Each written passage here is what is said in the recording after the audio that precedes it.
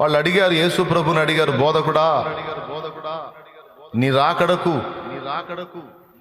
సూచనలు ఏమిటి? నువ్వు చెప్తున్నావు కదా ఇలా జరిగిద్ది, ఈ మందిరం దేవాలయం రాతి మీద రాయి ఉండకుండా పడద్రోయబడిద్ది అని, ఏవో జరుగుతాయని చెప్తున్నావు కదా, ఈ జరిగేదానికి సూచనలు, నీ రాకడకు ఎలాంటి పరిస్థితులు ఉంటాయని వారు ప్రశ్నించారు. ఇది మత్తయి సువార్త 24లో కూడా ప్రస్తావించబడింది.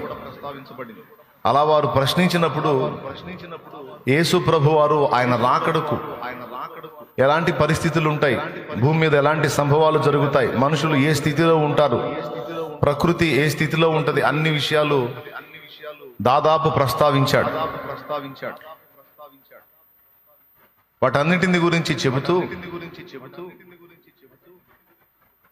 మీ హృదయాలు ఒకవేళ తిండి వలనను మత్తు వలనను అహిక విచారముల వలనను మందముగా ఉన్నందున ఆ దినము అకస్మాత్తుగా మీ మీదికి ఉరి వచ్చినట్టు రాకుండా మీ విషయమై మీరు జాగ్రత్తగా ఉండండి.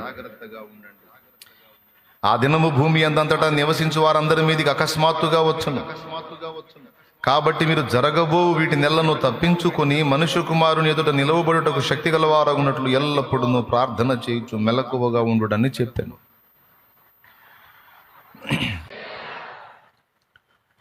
ఏమేం జరుగుతాయనే విషయాలు, యెరూషలేము ఎలా ఎఫెక్ట్ అవుతుంది, ఏం జరగబోతుంది, లోకం మీదకి ఎలాంటి శ్రమ రాబోతుంది, ఎలాంటి పరిణామాలు జరగబోతున్నాయి అనే విషయాలన్నిటిని గురించి ప్రభు ఈ 21లో దాదాపు చాలా సంగతులు మాట్లాడాడు.